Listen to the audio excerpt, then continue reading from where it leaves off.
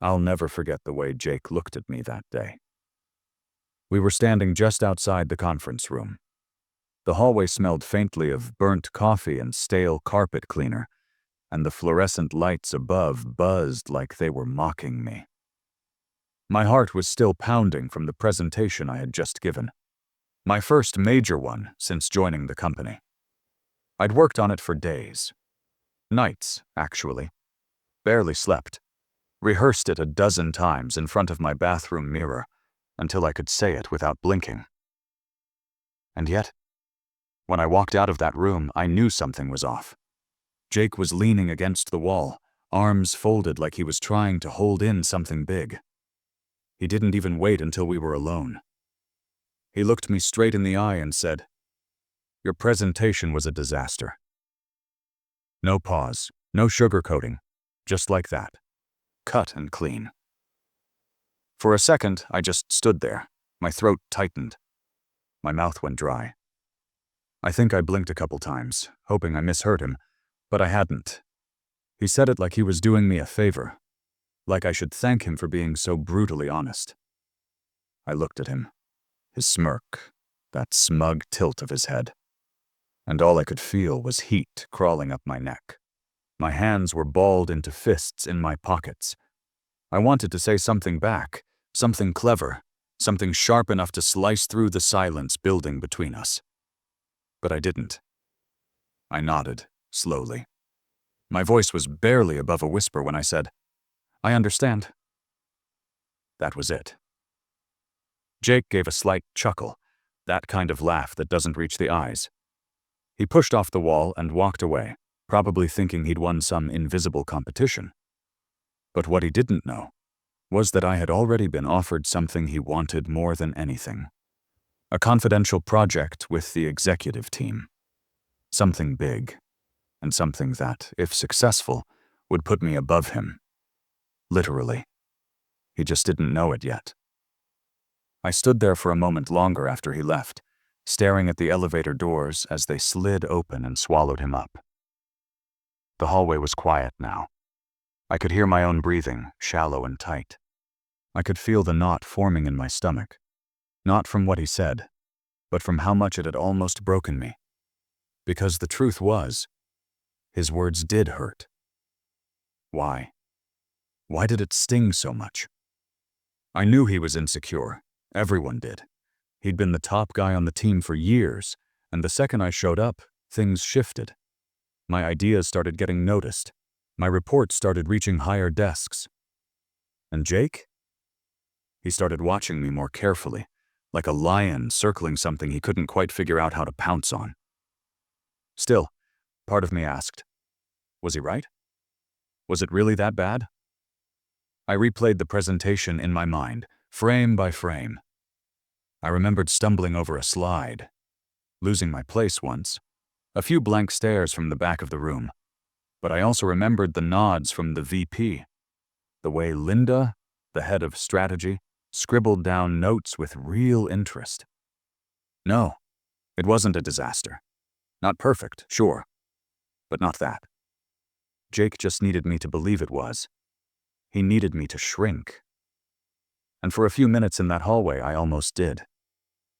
But then, I remembered the meeting I had scheduled for the next morning.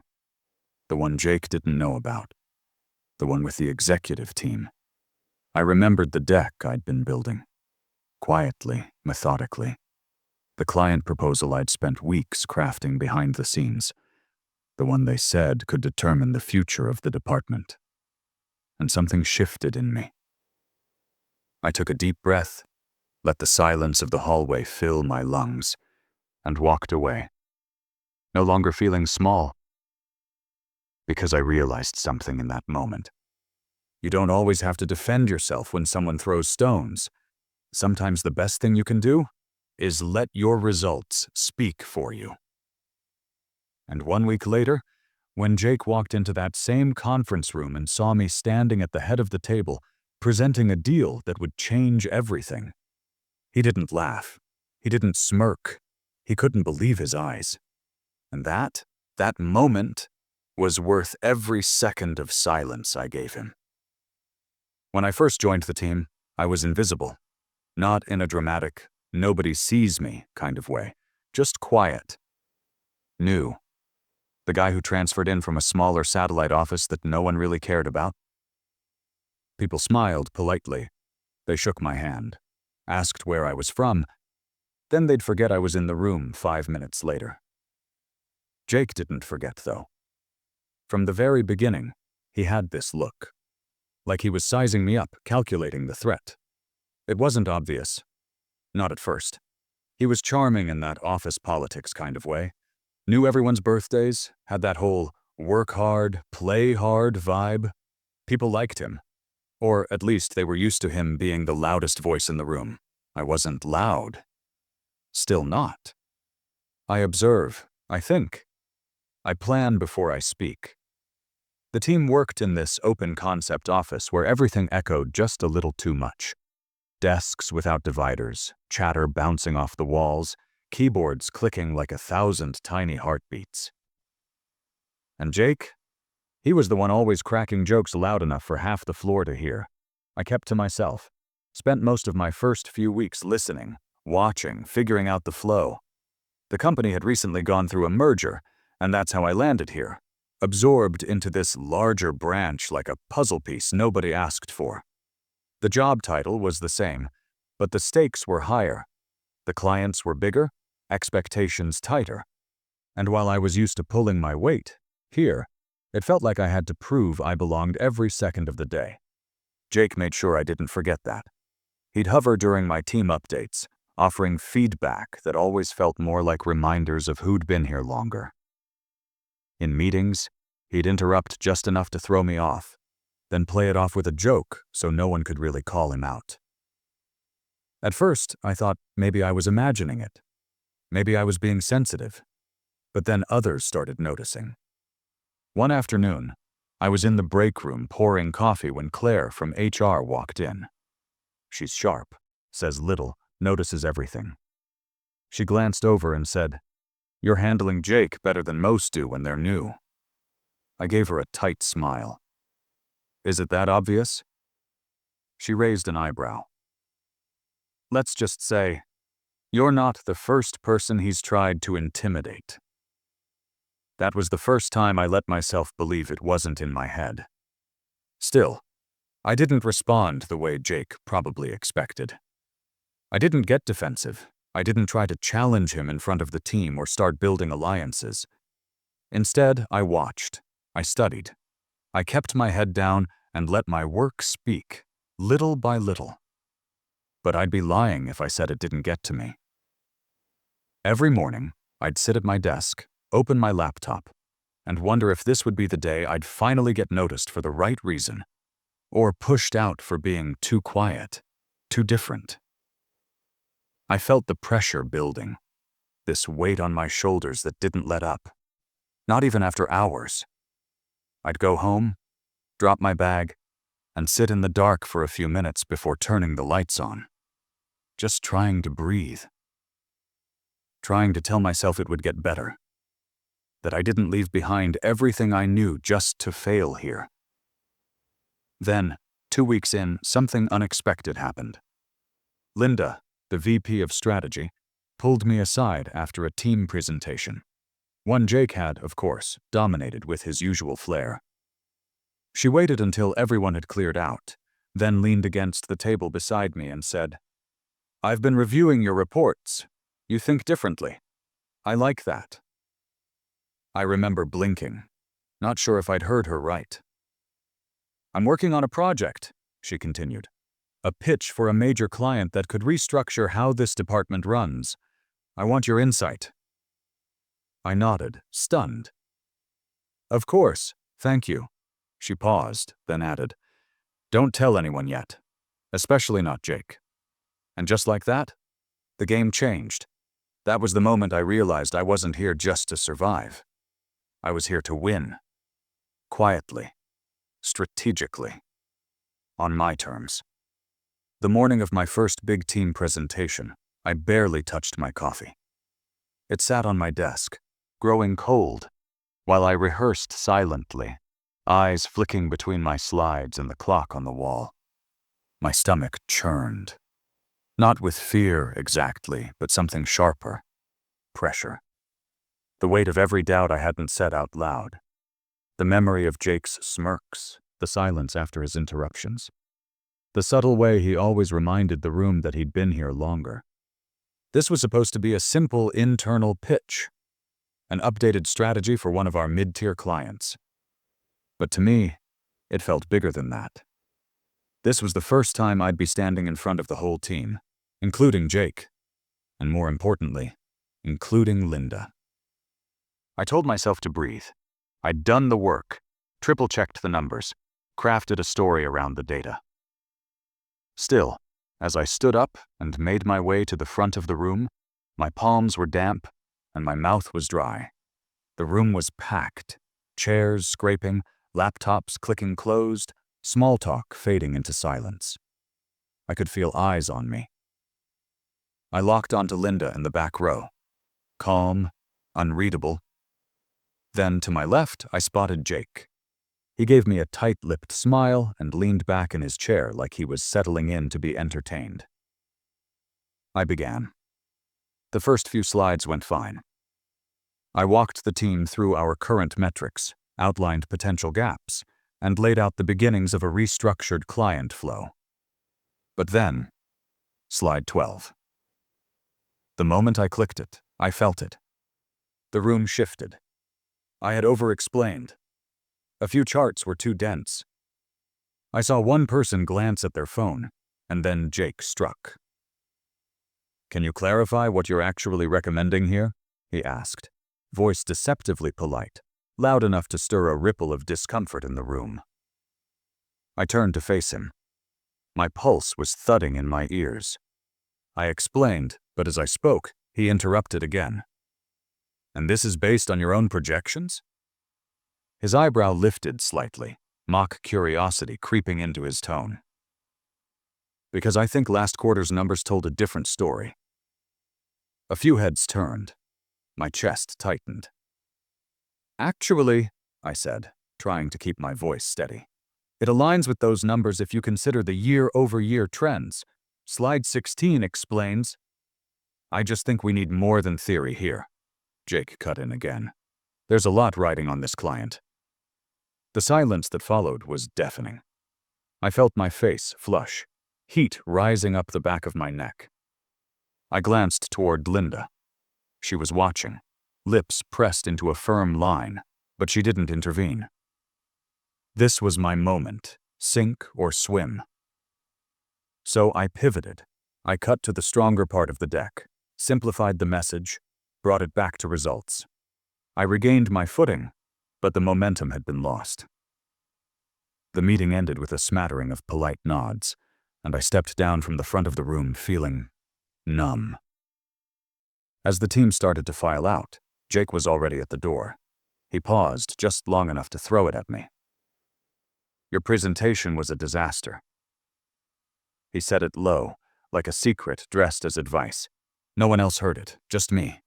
But the words hit like a slap. My throat tightened. I felt humiliated, angry, small, but somehow I didn't break. I just nodded and said, "I understand." Then I walked away. That night, I didn't eat. I sat in my apartment, staring at my laptop screen, still open to my final slide. The silence was heavy. My mind kept replaying Jake's voice on a loop. Disaster. Why did it cut so deep? Because part of me believed him. For a moment, I actually wondered if I was out of my depth, if I didn't belong here, if Linda had made a mistake in trusting me. But then, I opened the folder marked Confidential Client Alpha Strategy, the one I'd been quietly working on with Linda, the one Jake didn't even know existed. And right there, in black and white, was everything I needed to remember who I was. The real project, the big one, the one that could change my entire career. I stared at that folder, hands still trembling slightly, and made a promise to myself. Jake could have his cheap shots. I'd have the last word. Through action, not ego. That night, after Jake's words echoed in my head for the 100th time, I closed my laptop, leaned back in my chair, and stared at the ceiling like it held some kind of answer. I couldn't sleep. I didn't even try. Instead, I sat in the dark, my mind whirring with everything I could have said, should have said, the perfect comeback, the data I could have cited, the slide I should have skipped. But none of it mattered anymore. What mattered now was what came next. Because buried in that shared drive, in that confidential folder marked Client Alpha, was my real opportunity. A pitch that Linda had quietly trusted me to lead. A project the executive team was preparing to take directly to one of the firm's biggest potential clients. A win here wouldn't just look good. It would redefine who I was to this company. And Jake? He didn't even know it was happening. So I made a decision. I wasn't going to defend myself. I wasn't going to argue. I wasn't going to fight Jake's ego with more ego.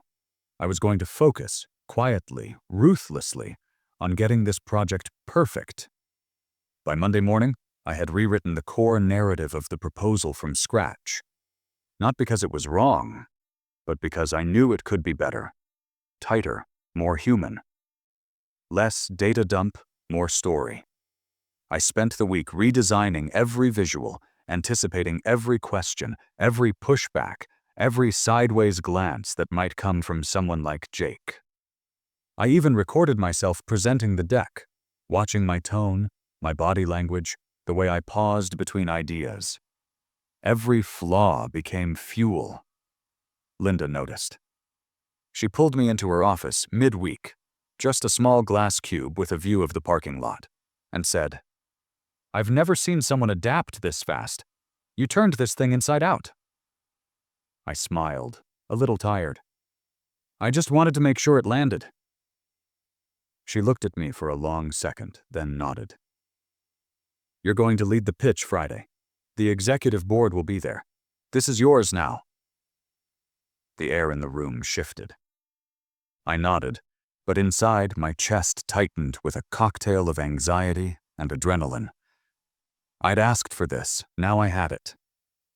The next 2 days blurred into one long work session. Early mornings, late nights, I skipped meals, turned off notifications. Every free moment I practiced. Not just the delivery, but the presence. I imagined Jake's voice trying to cut in, shake me, rattle my thoughts. And I rehearsed staying grounded, because this time there would be no flinching. The morning of the pitch, I arrived an hour early. The office was still quiet, barely awake. I sat in the empty boardroom, breathing in the silence, grounding myself. The chairs were lined up perfectly. The screen was ready. My laptop sat in front of me like a weapon I'd sharpened myself. And then, one by one, they arrived. Senior leadership, department heads, and finally, Jake. His eyes locked on mine the moment he walked in. I watched his brow twitch, just slightly, when he realized who was standing at the head of the table. I didn't blink. Linda opened the meeting, introduced the project, and then passed it to me with a simple nod. I took a breath, looked around the room, and began. The room faded. The nerves melted. The words came, not memorized, but real, lived, felt. I told the story of our clients' challenges, painted a vision for their future, walked the executives through the strategy like I was guiding them down a path I knew by heart. I didn't rush. I didn't over-explain. I paused when it mattered. I looked people in the eye. Jake sat in the corner, arms folded, jaw tight, silent. When I finished, the room was quiet. Then the CEO, someone I'd barely spoken to before, leaned back in his chair and said, "That's exactly what we've been looking for." Just like that. Heads nodded, smiles exchanged, someone clapped. Jake didn't move. After the room emptied, he lingered near the doorway, pretending to check his phone.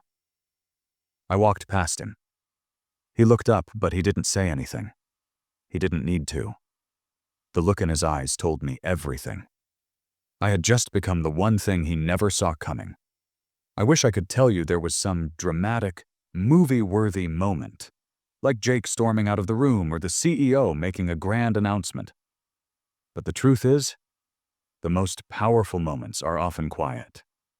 The day after the pitch, I got an email around 10:30 a.m. Subject line: "Congratulations, internal leadership restructure." My eyes scanned the message once, then again, slowly. It was from Linda. Short, direct, and life-changing. "Following your successful lead on the Alpha client proposal, we've decided to promote you to strategic lead for the upcoming rollout.